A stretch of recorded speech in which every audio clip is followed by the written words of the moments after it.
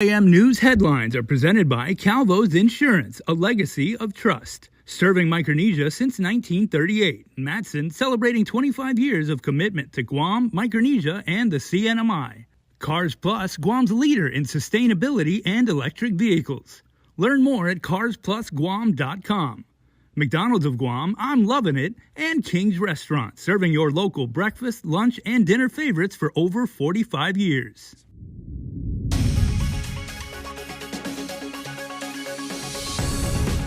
Ahead on KUAM News Primetime, more questions erupt in the murder reported over the summer at the Department of Corrections prison as the internal investigation comes to a close. Plus, a manhunt is underway for a man believed to be involved in an armed robbery at a local gas station. Authorities issuing a warning to the public if anyone spots him. And more public schools are being targeted by vandals and thieves. The superintendent now asking the community to help find those responsible. Half a day and good evening, everyone. I'm Nick Delgado. And I'm Hannah Devonzo. Welcome to Primetime. We're so glad you could join us. We begin with breaking news released late today. Police say the man who claimed he was shot at Tangisan Beach last Friday apparently made up the entire story. Authorities confirming their search for a possible gunman was all for nothing.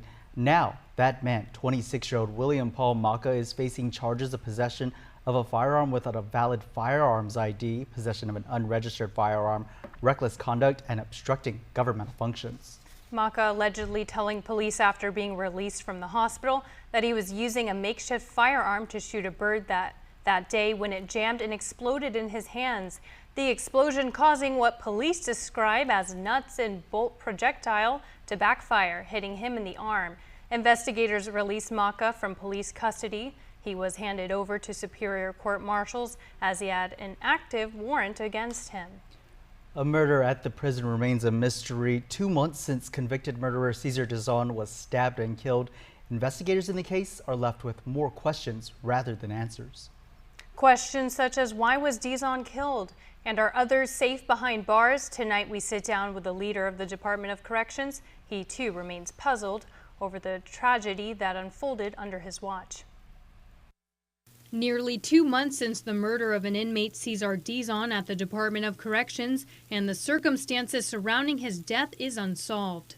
We had an opportunity to speak with the family and explain what transpired and, gave our condolences, and that we are investigating, and we will ensure that we do all our best to bring the justice to that inmate and his family. Director Bob Camacho revealing they're days away from completing the internal investigation. Yet questions still remain as to why he was allegedly killed by his fellow inmate, MB Cotto. Any motive revealed yet? No, as I said, I can't even comment on that. I'm not aware of that situation. As KUAM News reported, Cotto allegedly stabbed the victim at least 10 times. Dizon was later found by a corrections officer lying on the floor after being stabbed repeatedly. 2 knives believed to be the murder weapons were confiscated, along with a butter knife that had serrated edges found inside Cotto's locker. The attack occurring while one of Camacho's officers were on duty and assigned to keep watch. There was an officer at the unit area, and I want to kind of explain also that this is a minimum security, and of course in this classification it's periodic checks. It's not one-on-one. It's a higher level of freedom for those individuals. Cotto was serving time for a 2017 aggravated assault conviction at the time of the stabbing. Dizon was serving life for the 1995 shooting of his ex-wife's divorce lawyer. Since his death, the prison has adopted new safety measures. We're doing more inspections of the area. We secured the tools with more inventory protocols, and looking at all the different things where, like in the kitchen area, where all those possible items that might be used as a dangerous weapon are secured in the control center. We're doing more searches, drug testing, and also we are doing an evaluation for every single individual that goes into the minimum security. Though Camacho could not confirm much more until the investigation is complete, KUAM has learned Cotto reeked of alcohol following the stabbing. Cotto has since pleaded not guilty to the murder charges and will appear again in local court on October 21st. Trial for two men accused in the gruesome killing of Stevie Villanueva is delayed as one of the men accused could take a plea deal. Murder defendant Manny Murciano and co-actor Robert Revels was set to go to trial in Superior Court on September 30th. That's the end of this month. Judge Maria Sanzon vacating trial after granting the parties' request to separate their cases. It was said in court Revels is in negotiations for a potential plea deal with the government. Assistant Attorney General Sean Brown also telling the court FBI analysis in the investigation is ongoing. In January, police found the upper torso of Villanueva dumped and burned off Route 10 in Chalan-Pago. Witnesses say Murciano and Villanueva allegedly got into an argument over money before Villanueva was shot. Police say the homicide was drug-related. Revels allegedly helped to get rid of the body.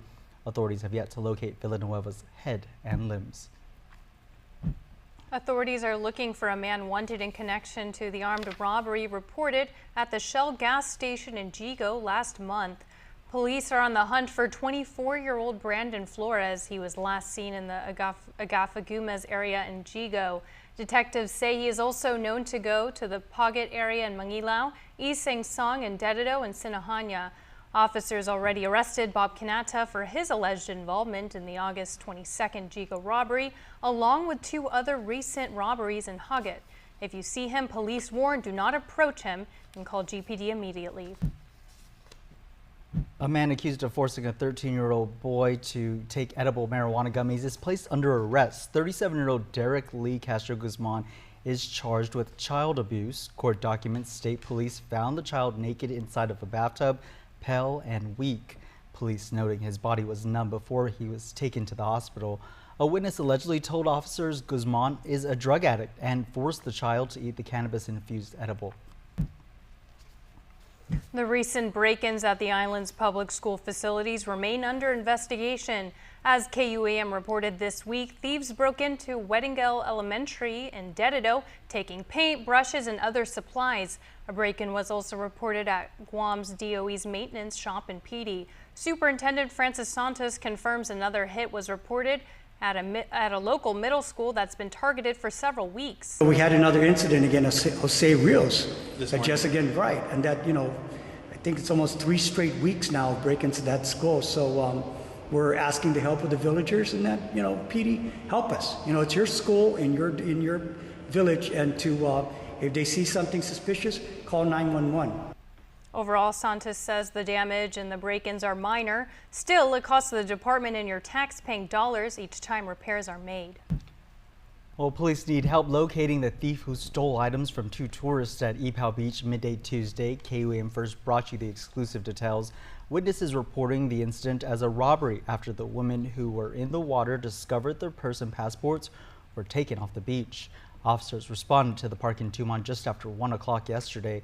Guam police confirming just today the case is being investigated as a theft. The thief getting away with a black bag, a Dior wallet, the victim's driver's license, passports, credit cards, and more than $200. Witnesses tell KUAM the women were visiting from South Korea, both now working with the Korean consulate to help them get back home. If you have any information, call Guam police or report it to Guam Crime Stoppers. The dispute continues between the Guam Visitors Bureau management and a group of industry-leading elected board members. Management held a membership forum today, in part to help explain why the board has not met in more than 4 months. President and CEO Carl Gutierrez read a statement that lays out why he believes there are conflicts of interest with the elected members and why he took it upon himself to launch a legal review of the rules that govern board authority.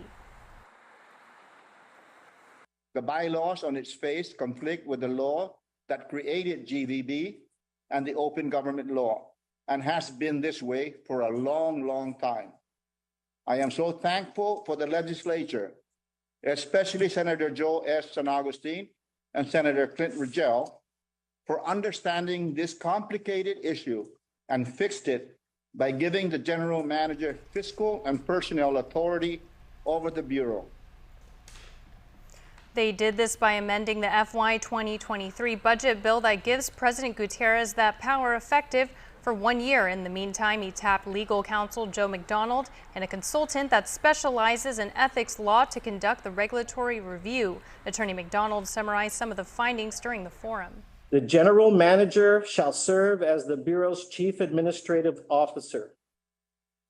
The day-to-day operations of the Bureau shall be the province of the general manager. The general manager shall be primarily responsible for maintenance, operation, development, and administration of the Bureau's business affairs. Attorney McDonald then went on to describe the duties of the board members. According to what he read, their roles were promotional, advisory, and supportive in developing the tourism industry.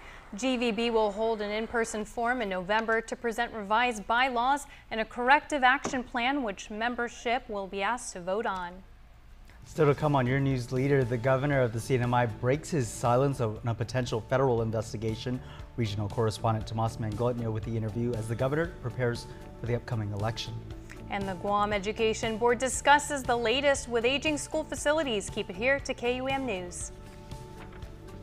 Subscribe to our KUAM News Digest, our weekly email newsletter with all kinds of information straight to your inbox. Just subscribe and we'll make sure to keep you informed and entertained with news from the KUAM News team, what to watch on NBC and CBS, and the latest promotions from KUAM Communications. Go to KUAM.com, click on the newsletter tab at the top of the homepage, register, and you're all set. Brought to you by Uno Go, Guam on Demand. Half a day. I'm Eddie Calvo, and I've had the good fortune of knowing and working with attorney Tom Fisher for several years. Tom is a highly intelligent man who knows the law, and he's very serious and mission-driven. He's focused on getting things done right, and he doesn't waste time. Smart, determined, and efficient, and that's exactly what we need in the legislature. Please vote for Thomas Fisher for Senator. I'm Tom Fisher, and I approve this message. Half a day, this is Senator Amanda Shelton, the chair of the Committee on the Advancement of Youth. The nomination period for the 34th Guam Youth Congress is now open. Elections will be held on October 17, 2022. The Guam Youth Congress is a youth legislative body that serves as a training and action ground for Guam's young leaders. The Youth Congress is full of young people striving to make a difference for their peers and our island. The Guam Youth Congress is open to all young people from villages, middle and high schools, the Guam Community College, and the University of Guam. If you are between the ages of 14 to 24, interested in representing your school or village, and want to participate in the voting process, please contact my office at 989-2572 or reach out to your village mayor or school administrator. We need your voice in the Guam Youth Congress. Seduus Maasi. Paid for by the Committee on Higher Education and Advancement of Women, Youth, and Senior Citizens.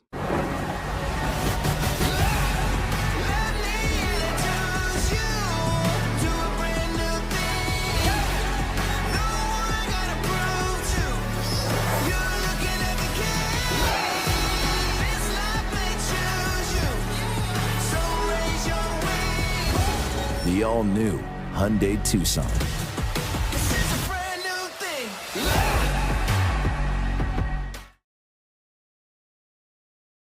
Fast, fun, and easy. That's how your home Wi-Fi should be. So start with an internet plan that fits your budget. Introducing your home Wi-Fi starter pack, also known as WISP. Enjoy up to 25 megabits per second for as low as $35 a month, plus a free router with your wireless subscription. That's hours of movies, games, social media, and more endless fun. Get your Wi-Fi starter pack today only at Docomo Pacific. Better together. Additional conditions may apply.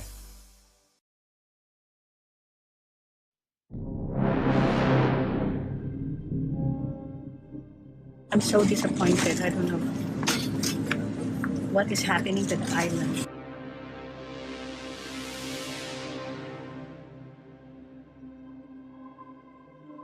Would you say you have a safer Guam today? I do. Yes, I do.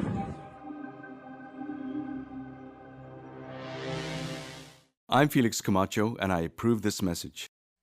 Subscribe to our KUAM News Digest, our weekly email newsletter with all kinds of information straight to your inbox. Just subscribe and we'll make sure to keep you informed and entertained with news from the KUAM News team, what to watch on NBC and CBS, and the latest promotions from KUAM Communications. Go to KUAM.com, click on the newsletter tab at the top of the homepage, register, and you're all set. Brought to you by Uno Go, Guam on Demand. The renegotiation of the Compacts of Free Association with the FSM, Marshals, and Palau is on the fast track. Their critical importance is highlighted by Beijing's growing interest in the region. Nestor Lecanto reports on a new study released by the U.S. Institute of Peace on China's influence on the freely associated states. The Peace Institute held a panel discussion in Washington today on the study. It included study group co-chairs, former Congressman Dr. Robert Underwood and former Indo-PACOM Commander Admiral Philip Davidson. Also on hand was Ambassador Joseph Yun, the special U.S. presidential envoy for compact negotiations. When I talk to FAS partners, what they want is respect. I think respect is a very important concept. While they still rely on compacts for economic assistance, they know that they are strategically important. This importance is underscored by continued Chinese engagement with the islands, according to the study group report. Many leaders in the Micronesian region are grateful for the attention that the Chinese influence has brought upon them, because I think they feel that people are recognizing their true value. The main point here is that there should be some sense of regard and respect, as the ambassador has outlined, for the entities as they deal with these situations, that they're not simply vassals of the United States, and they're not kind of running interference for the United States, but instead are actually cooperating partners in this. And the compacts are complicated, they said, not simply straightforward economic assistance. Admiral Davidson says key to U.S. national defense are negotiated strategic rights and strategic denial rights. He says there are some military initiatives underway and opportunities for more. We've heard from the Republic of Palau and the president there, who's asking for U.S. defense facilities and bases in his country. And it's something that we need to be doing more of, and certainly be aware of as we think about strategy for the United States and our long-term security interests. They also are in an area between Guam, our most important Western domestic U.S. military facility, and again, the first island chain of Japan, Taiwan, the Philippines. The strategic competition for the hearts and minds of the FSM people will require much more engagement by Washington, says Ambassador Yun, now and into the future. It should not be about China. Rather, it's about our own United States security self. Don't just pay attention every 20 years when we are renewing compact, pay attention throughout. The ambassador's goal is to have compact agreements done with the FSM, Marshals, and Palau by the end of the year. For KUAM News, I'm Nestor Lecanto. Thanks, Ness. Well, CNOI Governor Ralph Torres breaks his silence on a potential federal investigation involving his administration and the exclusive deal between the Commonwealth and a casino. Regional correspondent Tomas Manglotnia sat down with a Republican gubernatorial ticket to discuss the campaign and challenges on the trail. I can take all the criticism, but when I wake up, I'm going to be up there first with the first responders to protect the community. NMI Governor Ralph Torres says he's led the NMI through typhoons and the pandemic at the front line.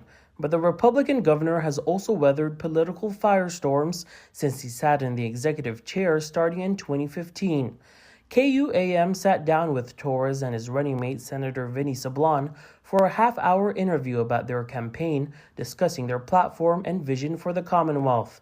We also asked the governor about the impact of a potential federal investigation into his administration. It's been 3 years since the FBI raided Torres' office, home and brothers law firm, and the offices of Imperial Pacific International. In recent weeks, the FBI has subpoenaed at least one member of his cabinet to appear before a federal grand jury related to the origins of that exclusive casino deal. You're not concerned about any potential federal investigation? Well, I mean, if it comes, it comes. But I'm not gonna not sleep over it and worry about it when I have work to be done. So. What do you mean when you say that? If it comes, it comes? No, I mean, you're asking me, am I worried? I mean, am I worried now? They raided my house. They took it, everything that they think they needed. It's going on 3 years. So I'm a governor now, and I want to make sure that I do what I need to do to protect the community and give opportunities for everybody. Torres is running against sitting Lieutenant Governor Palacios, who turned independent, and House Democrat Tina Sablan, both of whom have criticized his office and played a role in the legislative investigation that led to his impeachment this year. His running mate recused himself from the Senate trial. The governor has been investigated by every investigative body that you could find here, right? From the FBI, for AG, and all that. We respect that process. I know he respects that process. But it's been 3 years, almost, over 3 years. And I'm not sure what's come out of it. But what I am sure of is that action has been taking place and it continues. And for us as legislators, as elected officials, to really put in energy to, things like that, like getting someone investigated or negativity, I think that shouldn't be the focus. The focus should be doing the work for the people. The focus should be trying to find what can improve the quality of lives of our people. The focus now sharpens weeks away from November. They say their administration will prioritize retirees, improve the hospital, and expand the economy. It's now the calm before the storm, before voters head to the polls. You want to talk about someone that's weathered the storm? This is it. You're looking at him. Tomas Manglonia for KUAM News on Saipan. You can watch the full interview with Governor Torres and Senator Sablan on this week's episode of Pacific Matters. Tomas will have complete coverage of Decision 2022 in the CNMI and more interviews with candidates running for office. And a bill to provide stalking victims with the same type of protection as domestic violence and sexual abuse cases was discussed at a public hearing today. The measure, sponsored by Senator Mary Torres, would allow for a court protective order for victims of such harassment. Guam Legal Services Director Attorney Dan Summerfleck. It eliminates that question. If you're sending 100 text messages, even 100 in a week, your purpose is to intimidate, your purpose is to manipulate, and your purpose is to frighten and threaten. Summerfleck says this closes a loophole in the law, which often focuses on the violence associated with a stalker or abuser. This talks about intimidation, this talks about threatening, and this talks about causing fear. And to me, this is just another step in providing protection. This is a clear means for someone to say, I don't want to hear from you. I don't want to have contact with you. I don't want to have anything to do with you. And I'm getting a court order to tell you to stop it. The bill was one of several measures heard today that are meant to address protecting victims of abuse and harassment. Ocean View Middle School and FB Leon Guerrero Middle School, those are the two campuses on the table for potential closure so they can get some much-needed repairs done. The Guam Education Board last night approved the facility's master plan that details a number of schools in need of long overdue repairs and renovation. Board Chairperson Mark Mendiola says campuses built in the 1940s and 1950s are among the schools being eyed, but he says the agency will first hear from stakeholders before any major plans get going. The education superintendent says the plans to repair the island's public school is currently in the assessment stage, which would then be followed by a lengthy procurement process. Well, stay tuned. Next, local sports. And still to come, your birthday shout-outs. Keep it here to KUAM News. Mobile offers a new and convenient way to fuel your vehicle. Pay gas and go. No need to line up inside the store. Press preset. Enter whole dollar amount without decimals. Press Loyalty ID and enter your mobile number or insert Smiles card. Insert and remove payment card or tap contactless credit card. Begin fueling. And don't forget to grab your receipt. Pay gas and go. It's that easy. The rising cost of living is affecting all of us on Guam. Our administration has expanded a program. We want to pay for your child's daycare up to $675 a month per child. This means more money in your pocket to pay for other expenses like the cost of gas and groceries. The Leon Guerrero Tenorio administration is investing in Guam's future, and that starts by supporting our working families. We are all in this together, Guam. This ad is paid for by government funds at the Office of the Governor and the Department of Public Health and Social Services. When we face an uncertain path, when we struggle with life's challenges, and when the unexpected happens, it's a beautiful day. We rely on the people we trust, it's a beautiful, who we can always count on. And to the ones who give us the most care throughout the years. Rely on Calvo's Select Care to give you the comfort and security you need wherever you are. Gov Guam employees, retirees, and survivors, enroll today.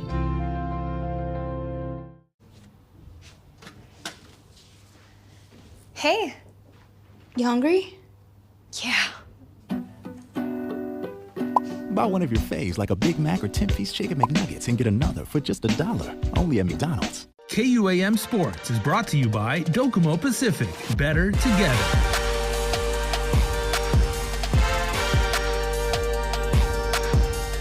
All right, everybody, this is KUM Sports. I'm Jason Salas, and I'm joined by a good friend of mine, a longtime member of Guam's athletic community, Leonard Calvo, who has been instrumental in bringing forth something that we're very, very proud of here on Island. The fact that we have got double digits as far as the number of athletes who are playing at the collegiate level, playing at a very, very high level, really, really good schools, really competitive conferences. And rugby is a sport where young athletes are getting a chance to exhibit their skills and get a really, really good education. So, Len, half a day, man. It's always good to see you, my friend. Jace, how's it going? Pretty good, man. And you know, you are a parent of one of those children and everything. Of course, your son playing at Dartmouth, no less. Yeah, I think well, you know, the thing with rugby, there's always been college rugby's been around for a long time, right? So I mean, I played college rugby. I played with a bunch of guys from Guam. You know, geez, in the late '80s, early '90s, and guys played before me, guys played after me, but the significance is that now it's being considered, it's in some schools, it's achieved varsity status. Before it was a club, right? So now it's varsity status. So, you know, schools are allocating resources to it, scholarships, admission slots, financial aid, you know, you name it. So there's different, so that is a game changer for everyone, because, you know, your rugby club went from being just a club that got together, play rugby, practice a couple of times a week, and you know, partied on the weekends after the game. Now it's more serious. It's being treated like a varsity sport. So, you know, you're gonna have to practice, you know, 4 or 5 times a week at least. And you have games, travel, all those different things. And so now it's a little bit more serious. So you know, there's a lot of opportunities for mainly for girls in our girls in rugby. Exactly. Yeah. Thanks for bringing that up. Because it is a sport that is played at a very high level by both genders. It's also not a regional thing, because, you know, like when Jim Brown played lacrosse at Syracuse and everything, that was largely like an East Coast and like Northeast sport. I mean, like rugby is being played at a high level, like across the country. Correct. Yeah. There's pockets of rugby. You know, most of the schools that the kids are looking at now are on the East Coast, just because those are more of the schools that have the rugby as a varsity status. I mean, as a varsity status. So, and then, you know, you also look at, there's different things you got to look at when your kid's going to play rugby. It's one, the first thing is just a community. Your kid's going to go to college, and one thing I always hear from parents, and when they send their kids to college, they're homesick, they don't have any friends, they're having a hard time. But if you send them to school and they're on a rugby team, at least they have a community. They're doing something, with like-minded people, and they're training, and that's just the first thing. And then you start throwing in scholarships, financial aid, admission slots to some of the schools. And when you look at the Ivy Leagues in particular, there's four Ivy League schools that women's rugby has varsity status, so they can get you admitted to these schools: Princeton, Brown, Dartmouth, and Harvard. KUAM Sports is brought to you by Docomo Pacific. Better together.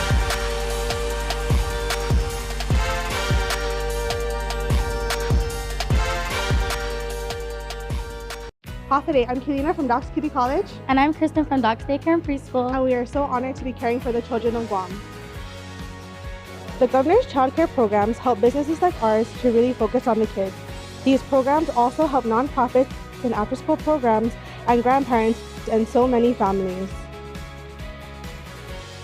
Visit www.guamchildcare.com to learn more about the governor's child care programs.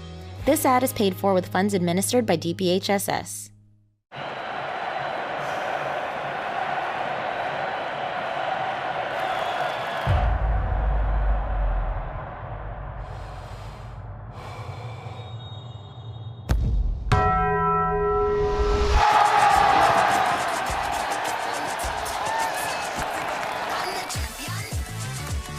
All that melty cheese you crave with double the steak is back at Taco Bell.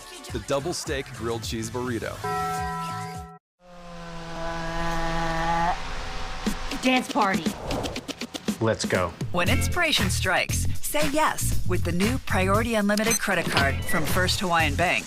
Wherever you shop, whatever you're shopping for, you can earn 2% cash back on everything you buy. From small stuff to big stuff.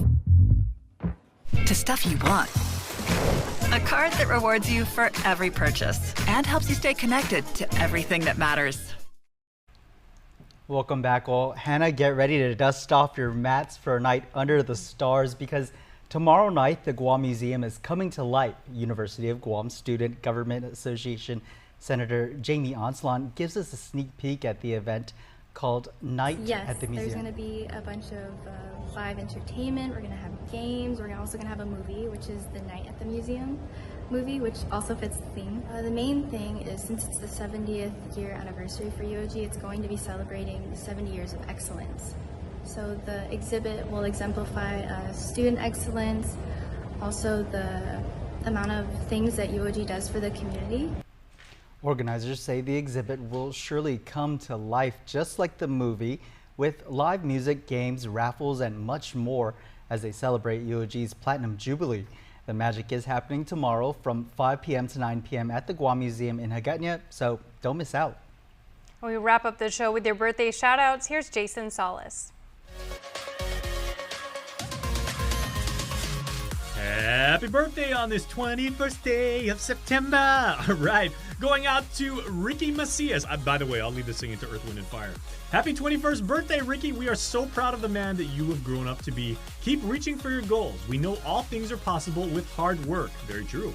Have an amazing day and know how much we love you, says a very, very proud family. Happy birthday, Ricky. And Sean O'Connor blows out the candles today on the 21st. Happy birthday, Sean. Stay blessed. Say the Mendiola family. Sean and Ricky, today is all about you, cuz it's your birthday.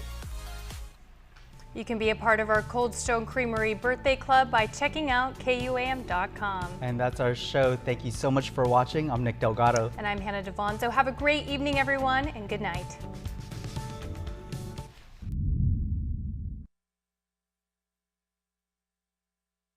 In Full Zoom is presented by Calvo Enterprises, Inc. and IT&E.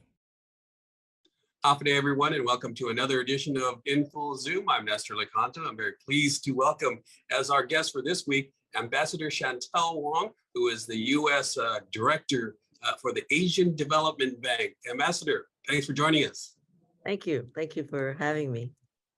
First, before we get into your role as the U.S. Director of the Asian Development Bank, tell us first about your relationship to Guam and growing up here and going to school at the academy. Sure. I actually just came back from spending a couple hours with the Academy girls over at Academy. And I was there in 1973 to 1976. I graduated from high school there as one of the Academy grads. And I told them that I was very, very pleased to be called an Academy girl once again. So I was very pleased to have that opportunity to go visit with them. But yes, so I was here um, actually earlier than 73, but certainly here until 73 when I graduated from high school and I left there. Yeah, tell us the story about how you made your way to Guam from, I believe it was Hong Kong or China. Well, yes, I was a stowaway. I left, escaped from China when I was 6 years old on the bottom of a boat with my grandmother. Spent some years from age 6 to 12 in Macau in a boarding school, Catholic boarding school. That's how I became a Catholic.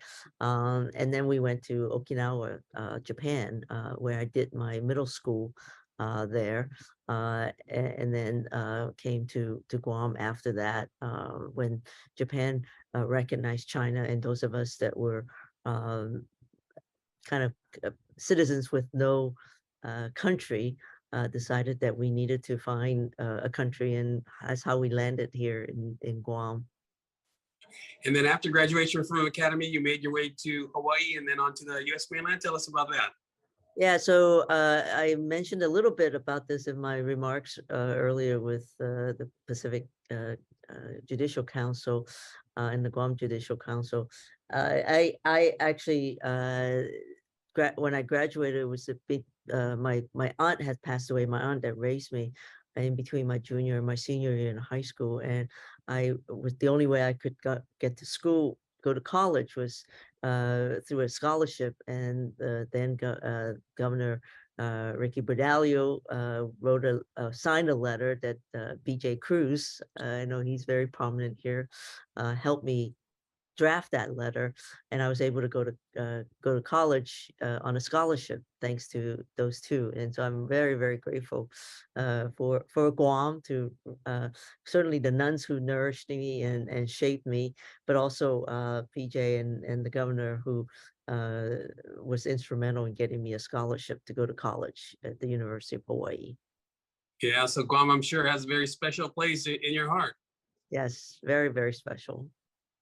Okay, let's talk about the Asian Development Bank now. For those who may not be familiar with it, what is the role of the Asian Development Bank, and what is your role as the U.S. Director? Yeah, the Asian Development Bank is the largest regional development bank here in the Asia Pacific, very much similar to the work that the World Bank does. The Asian Development Bank is here in the region. There are also other regional banks, the African Development Bank, the Inter-American Development Bank. So they focus on those particular regions. But the ADB has 68 member countries, founded where United States is one of the founding members, founded in 1966, here to help many of these countries recover from war and develop economically. 68 member countries, 44 of these countries are borrowing members. So the United States and Japan are the largest co-equal shareholders at the ADB, and we hold key seats on the board of directors, and I am a member of the board of directors representing the United States there. So we work on approximately $20 to $25 billion of portfolio every year to help countries all the way from the Caucasus, the Georgia, Armenia, that that and then spans all the way to the Pacific Islands, and including all the 12 Pacific Island countries, and then as far north as Mongolia. And those are all our borrowing member countries. So they borrow from us through technical assistance. Those are grants and loans. And then we also have private sector portfolio, try to encourage and bring more private sector investments into the region to help with economic growth. Talk about your specific role as the director for the U.S. Yeah, so I'm the U.S. Executive Director. So there are 12 members of the board of directors, 12 seats on the board of directors. U.S., Japan, and China are single constituencies, and then the rest of the countries split and share those seats. So I represent the U.S. on the board, making sure that our interests are heard at the board. So we have board meetings that approves all projects, all policies that go through the bank. And so we're very busy, anytime, any kind of loan or any kind of strategy that goes into these countries in Southeast Asia, Central Asia republics, South Asia, and the Pacific Island. We have a whole Pacific Island department that manages and helps with all the economic development in the region. In Full Zoom is presented by Calvo Enterprises Inc. and IT&E. Every person in this world is unique. I'm a celebrity makeup artist and a content creator. I'm the vice president of our company and a very proud grandma. I'm a Filipina and I am 7 years old. I would say I am always an eternal student. I define beauty as being empowered, just feeling beautiful as who you are. I am a Chamorro, born and raised in Guam. 저는 사랑이 최고라고 생각합니다.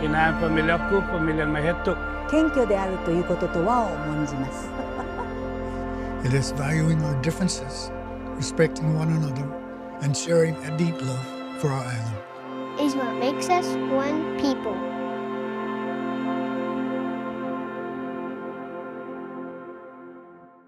Guam's auto appearance specialist, Elegant Reflections, has been providing the automotive industry with professional detailing and car care products at its highest quality, from complete detailing, full interior detailing, exterior detailing, headlamp restoration, hand washing, seat and carpet shampoo, engine degreasing, undercarriage cleaning, paint sealant, fabric protection, paint oxidation removal, and so much more. Visit us at our new location. Call 646-5555 for an appointment. Elegant Reflections, Guam's auto appearance specialist, over 20 years of experience.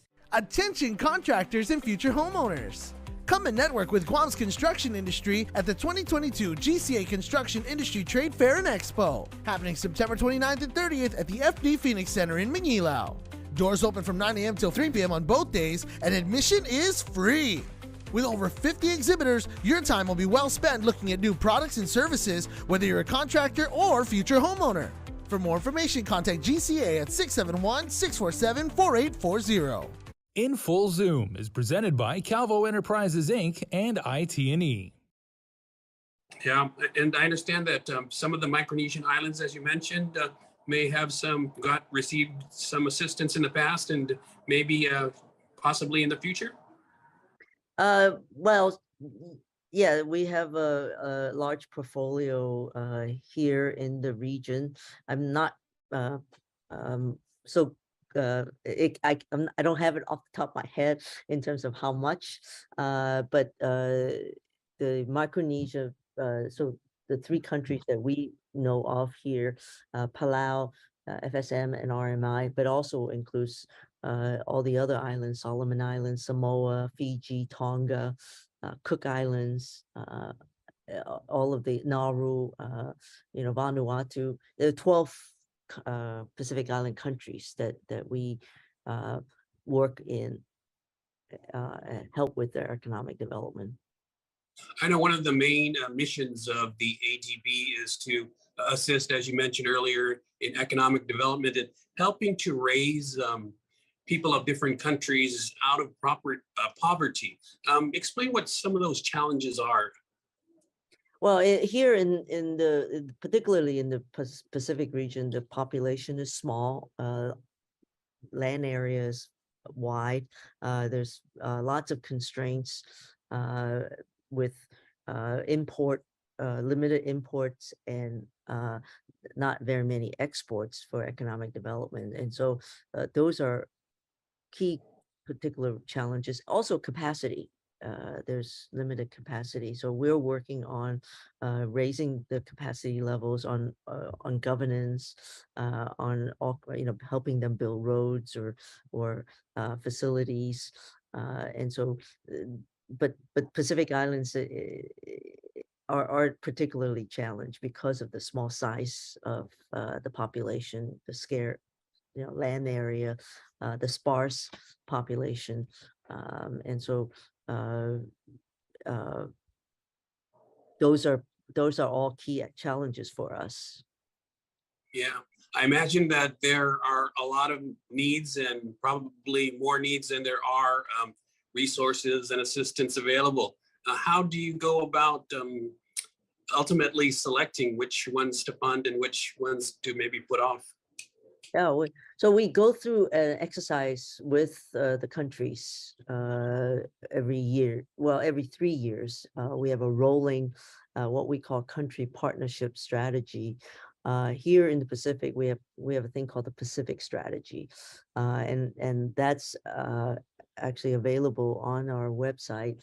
We've worked it out with all of the countries involved on what they want to borrow on, what kind of projects they are, but helped by sort of some analysis on whether it's health sector that they need particular help with, or education, or roads, or power generation. So here we have a lot of sunshine. We're thinking about renewable energy, either sunshine or wind.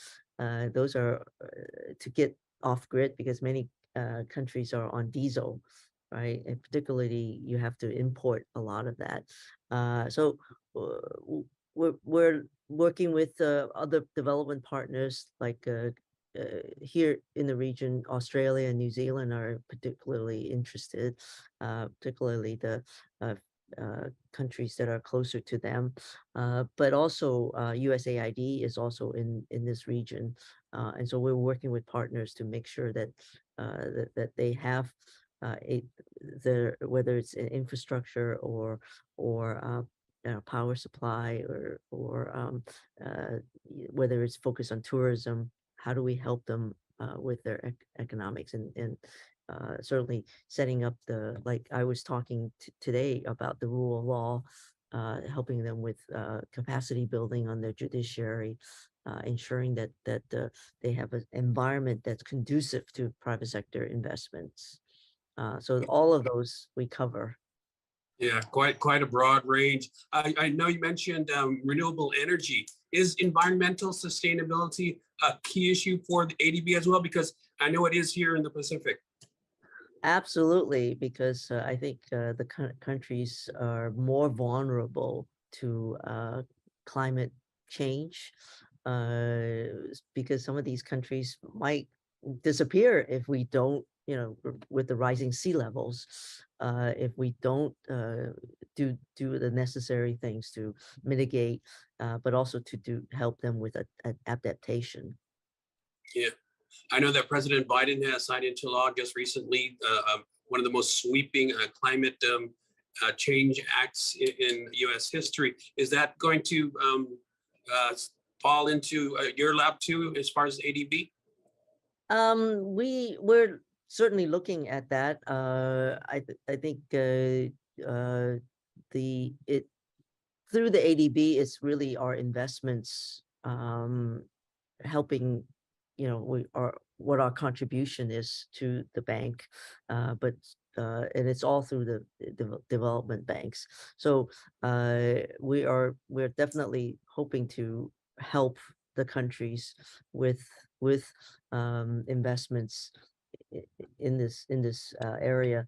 So the bank president, President Asakawa, has pledged that we will increase our lending, our portfolio from $80 billion to $100 billion on climate specifically. And so we will be definitely helping the president deliver on that promise. Yeah. In addition to the environment, are there any other specific issues, key issues that you're looking at? Yeah, so the recovery from the pandemic is still slow in countries.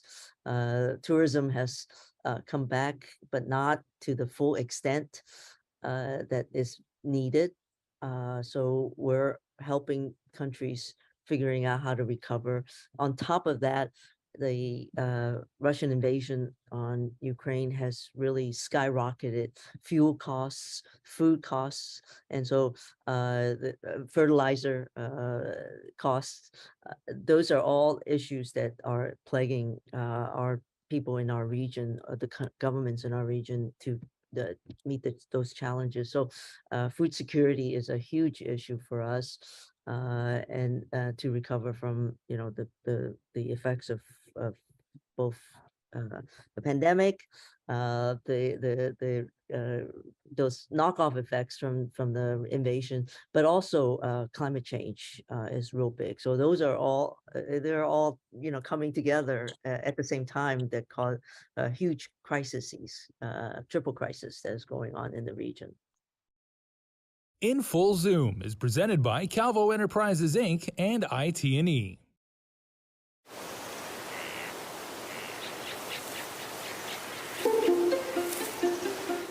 Guam was once home to over 12 native species of forest birds, each with their own unique sound, color, and role to play in our ecosystem. However, the arrival of the brown tree snake has threatened their existence. Today, only 3 of these species still exist in the wild. But what was once lost can be restored. Join the Department of Agriculture's efforts to restore our ecosystem.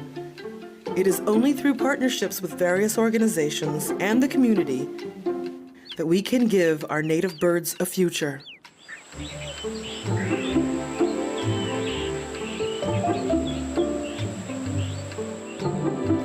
Support snake suppression.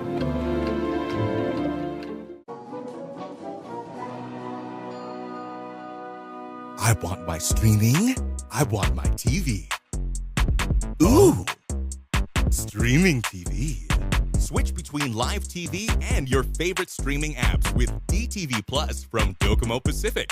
Watch your shows in multiple devices all at the same time, all from your home Wi-Fi.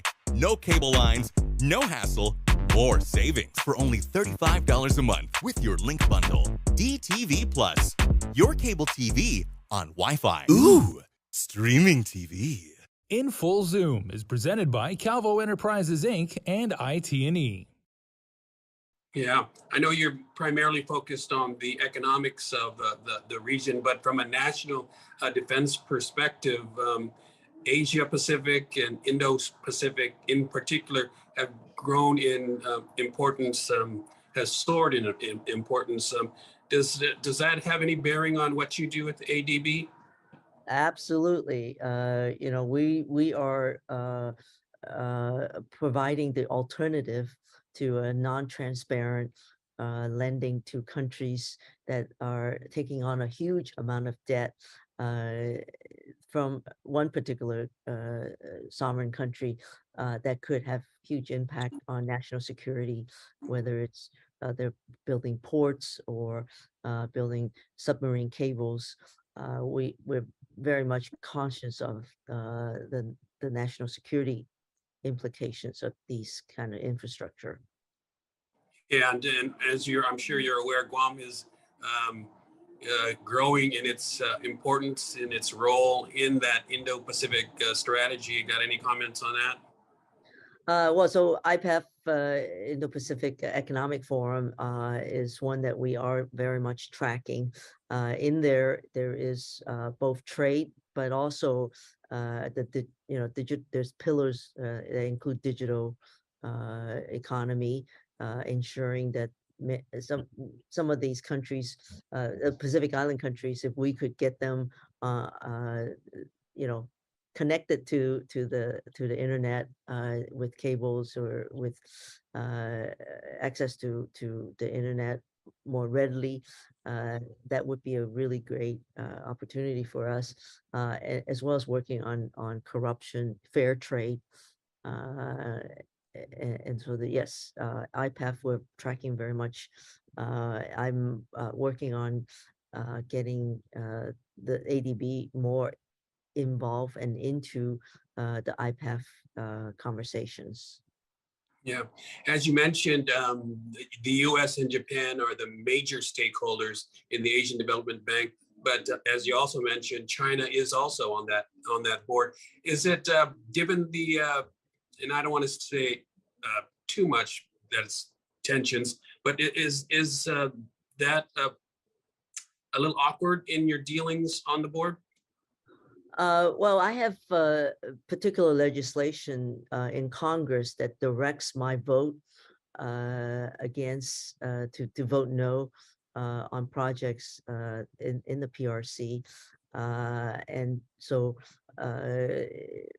I tell my friend on the board when I do vote against it, but there are reasons why we do vote against, because of human rights abuses, or any other type of thing that is required for us to vote against it. And I give them a heads up. Usually, we're learning to work with each other.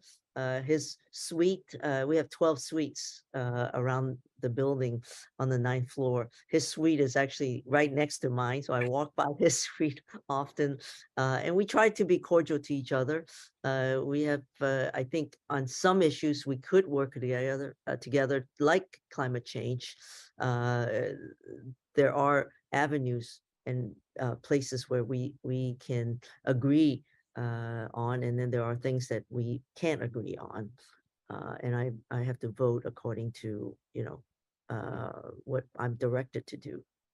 Yeah, and I imagine that there are plenty of programs providing assistance to countries outside of China that they will be agreeable to help raise the poverty in those countries as well. Yeah. Yes, absolutely. We vote similarly on some things for sure. One of those countries may be the place where you're living at right now, because the ADB is headquartered in Manila, Philippines. Talk about, as you know, there's a large Filipino Guamanian population here. Talk about how that country is faring and how it's recovering from the pandemic, which has hit every country, and how ADB might be helping the Philippines. Well, the Philippines actually, before the pandemic, was doing really well. The growth was doing well, and then the pandemic hit. So the previous administration, Duterte administration, was very draconian in its lockdown, both closing schools, closing all businesses in the lockdown in terms of controlling COVID. But the ADB has been a big partner with even the Duterte government. His effort, he's called it Bill, Bill, Bill. We were very much in partnership with him. The Philippines, under him, Philippines became one of the largest borrowers at the ADB, not the largest, but one of the largest. We have the largest loan to that we have is to the government of the Philippines for a north-south commuter rail, and then we signed the first ever climate change policy-based lending also to the government of the Philippines. I was very much privileged and honored to be part of the presidential delegation to the swearing in of President Bongbong Marcos, where I heard him speak highly of his commitment and his views on climate change. And I'm sure that there are a lot of areas that we can be helpful to him on vis-a-vis climate change. I think he sees climate change as a significant threat to the country. So we're working to help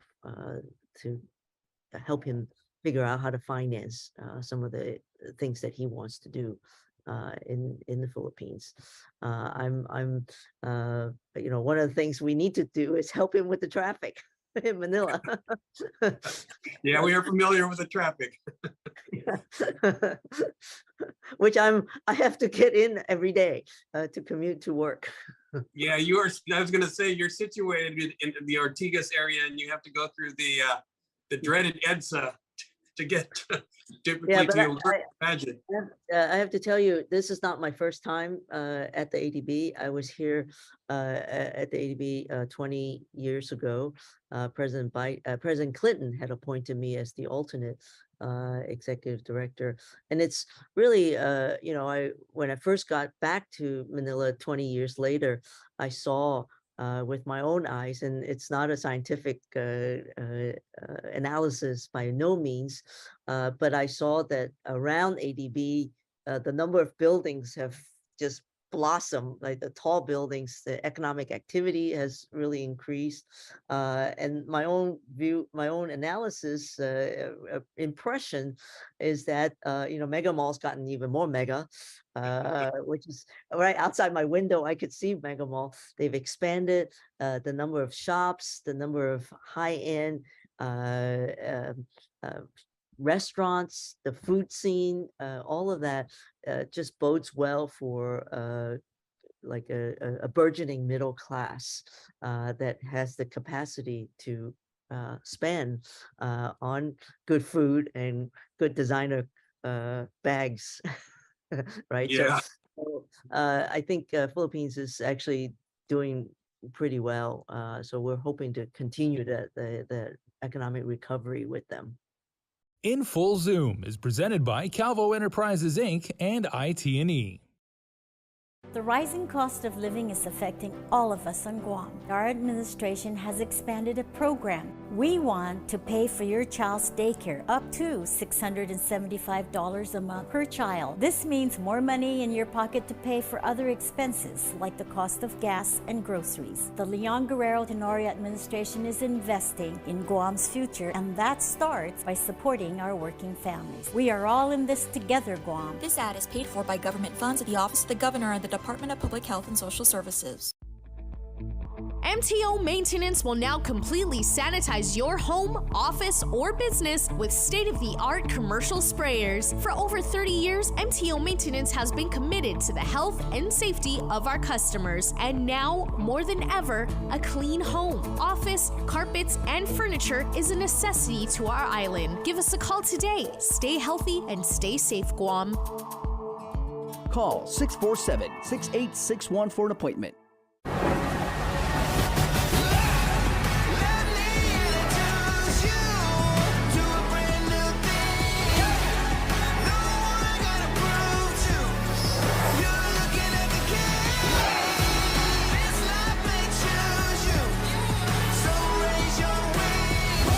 The all-new Hyundai Tucson.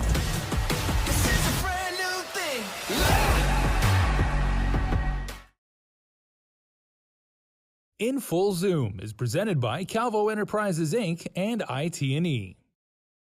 Yeah, and I was going to segue, and you brought up President the new President Marcos, and just as a final question, what do you think? Has he reached out to ADB for any other assistance besides the climate environmental issue? Yeah, we're very closely working with the president on these issues.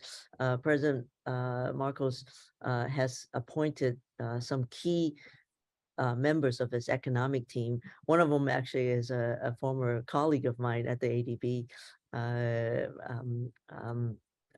So we're all very up on the people that he has, the technocrats, the very, very good technocrats in the finance sector anyway. And so we'll continue to be supportive of